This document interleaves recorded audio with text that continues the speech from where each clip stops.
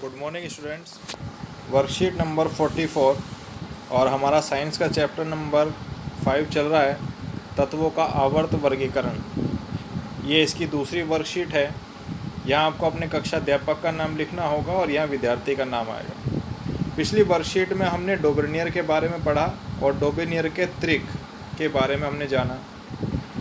आज उसके बाद हमने न्यूलैंड के अष्टक सिद्धांत अष्टक सिद्धांत के बारे में जाना, जिसमें हमने सारे गामा पा धा नी सा से उसने कंपेयर करा था, इसलिए उसको अष्टक सिद्धांत कहा गया। उसके बाद अब आपने कुछ सीमाएं देखी थी अष्टक सिद्धांत में न्यूलैंड के में कि वो केवल कैल्शियम तक ही जो है लागू कर पाया था और उस समय जो मौजूद तत्व थे सबको वो अष्टक सिद्धांत के आधार पर नहीं लगा पाया था। तो जब कुछ कमियां रह जाती हैं तो उसे आगे करने के लिए भी कुछ वैज्ञानिक आते हैं। तो सबसे पहले डोबेनियर आए, डोबेनियर के बाद न्यूलैंड के अष्टक सिद्धांत दिए। उसके बाद एक और नए वैज्ञानिक हमको मिले जिनका नाम था मेंडलीव, और मेंडलीव ने अपनी जो सिद्धांत थे वो हमें दिए। तो सबसे पहले आज हमें क्या पढ़ना है, मेंडलीव के बारे में हमें पढ़ना है। तो मेंडलीव के बारे में देख लेते हैं।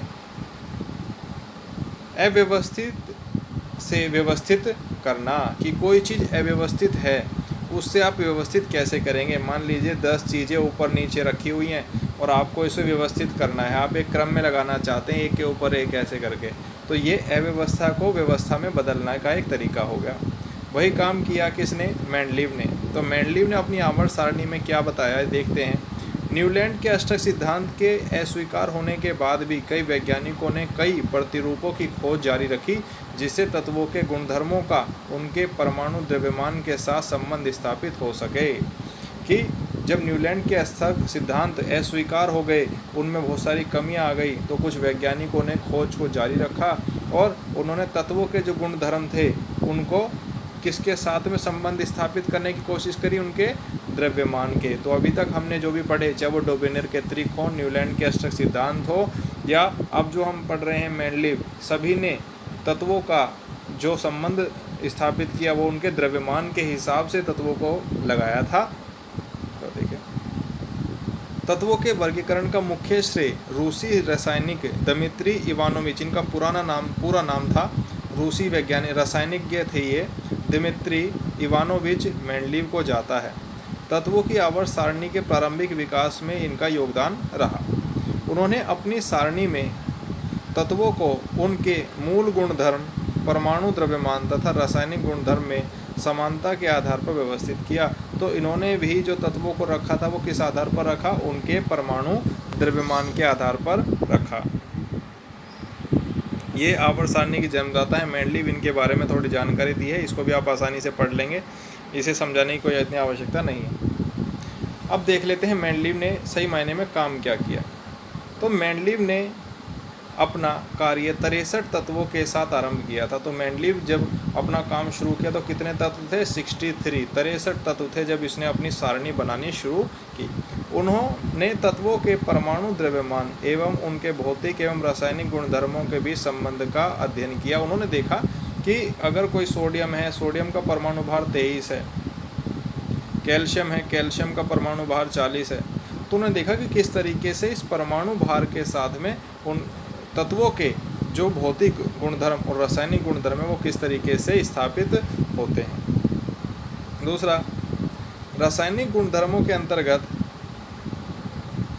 मेंडलीव ने तत्वों के ऑक्सीजन व हाइड्रोजन के साथ बनने वाले यौगिकों पर अपना ध्यान केंद्रित किया। रासायनिक गुणधर्मों को तो उन्होंने देखा ही, साथ ही साथ उन्होंने देखा कि किस तरीके से जो तत्व होते हैं वो कार्बन के साथ, ऑक्सीजन के साथ में और हाइड्रोजन के साथ यौगिकों का निर्माण करते हैं। उन्होंने ऑक्सीजन और हाइड्रोजन का इसलिए चुना, ये क्वेश्चन आ जाता है, ये इंपॉर्टेंट पॉइंट है कि उन्होंने हाइड्रोजन और ऑक्सीजन को ही क्यों चुना था। उन्होंने ऑक्सीजन और हाइड्रोजन को इसलिए चुनाव किया क्योंकि ये अत्यंत सक्रिय हैं तथा अधिकांश तत्वों के साथ यौगिक बनाते हैं। उन्होंने इसलिए इसको चुना था क्योंकि ये बहुत ज़्यादा जो ऑक्सीजन है और जो हाइड्रोजन है ये बहुत ज़्यादा क्रियाशील होते हैं, बहुत सारे यौगिकों का निर्माण करते हैं, इसीलिए इन्होंने ऑक्सीजन और हाइड्रोजन को चुना था। तत्व से बनने वाले हाइड्राइड और ऑक्साइड जब हाइड्राइड बनता है जब हाइड्रोजन के साथ क्रिया होती है, ऑक्साइड बनता है जब कोई तत्व ऑक्सीजन के साथ क्रिया करता है। तो के सूत्रों को तत्वों का वर्गीकरण के लिए मूलभूत गुणधर्म माना गया। फिर इन्होंने क्या किया, जो समान गुणधर्म वाले थे, मतलब एक जैसे गुण वाले को तत्वों को एक साथ रखने पर उन्होंने ये पाया कि अधिकतर तत्वों को आवर्त सारणी में स्थान मिल गया। जब उन्होंने एक जैसे गुण वालों को एक साथ रखना शुरू किया तो उन्होंने देखा कि ज़्यादातर तत्वों को वो अपनी सारणी में रख पाए, वे अपने परमाणु द्रव्यमान के आरोही क्रम में व्यवस्थित हो गए। जब उन्होंने समान गुण वालों को एक साथ रखा तो उन्होंने देखा कि ये बढ़ते हुए, कि पहले सबसे पहले जिसका परमाणु संख्या 1 है, द्रव्यमान 1 है, वो आया, फिर जिसके परमाणु द्रव्यमान 2 है वो आया, फिर परमाणु द्रव्यमान 3, यानी जैसे जैसे समानता के आधार पर उन्होंने रखा तो जो तत्व थे वो अपने आप ही आरोही क्रम में अरेंज होते चले गए। यह भी देखा गया कि समान भौतिक और रासायनिक गुणधर्म वाले विभिन्न तत्व एक निश्चित अंतराल के बाद फिर आ जाते हैं, और यह भी देखा कि एक समान भौतिक और रासायनिक गुणधर्म वाले जो तत्व थे वो एक टाइम के बाद दोबारा से वापस आ रहे थे। इस आधार पर मेंडलीव ने एक आवर्त सारणी बनाई। ये मेंडलीव की आवर्त सारणी है जो आपको अपनी बुक में स्पष्ट रूप से नज़र आ जाएगी। आप अपनी बुक में एनसीईआरटी में इसे देख सकते हैं, इसमें काफ़ी छोटा इसको बनाया गया है। इस आधार पर मेंडलीव ने आवर्त सारणी बनाई। तो सबसे पहले आवर्त सारणी किसने बना दी? दिमित्री इवानोविच मेंडलीव ने बनाई, जिसका सिद्धांत है कि, इसका सिद्धांत आपके लिए बहुत इंपॉर्टेंट है, ये सीधा सीधा सिद्धांत आ जाता है कि तत्वों के गुणधर्म उनके परमाणु द्रव्यमान का आवर्त फलन होते हैं। ये आपसे पूछ लिया जाता है मेंडलीव के आवर्त सारणी का सिद्धांत क्या है? सिद्धांत यही था कि तत्वों के गुणधर्म उनके परमाणु द्रव्यमान का आवर्त फलन होते हैं। मतलब तत्वों के जो गुण होंगे अगर उनके द्रव्यमान के हिसाब से रखा जाए तो वो एक दूसरे के गुणों को एक समय के बाद दोबारा से क्या करते हैं? रिपीट होते हैं। मेंडलीव की आवर्त सारणी में ऊर्ध्व स्तंभ को ग्रुप समूह कहा गया।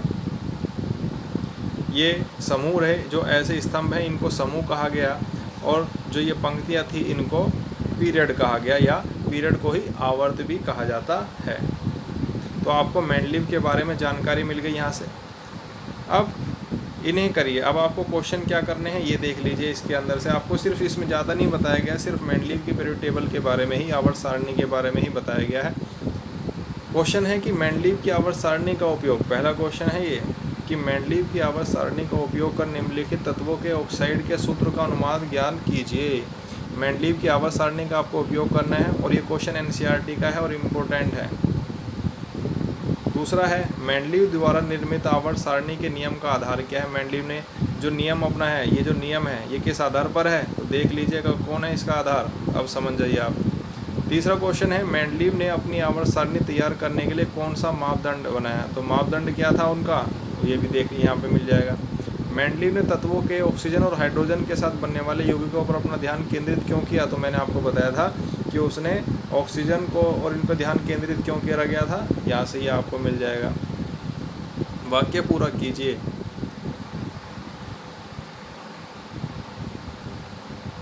वाक्य पूरा करना है। मेंडलीव की आवर्त सारणी में ऊर्ध्व स्तंभ को, अब जो स्तंभ थे उनको क्या कहा गया?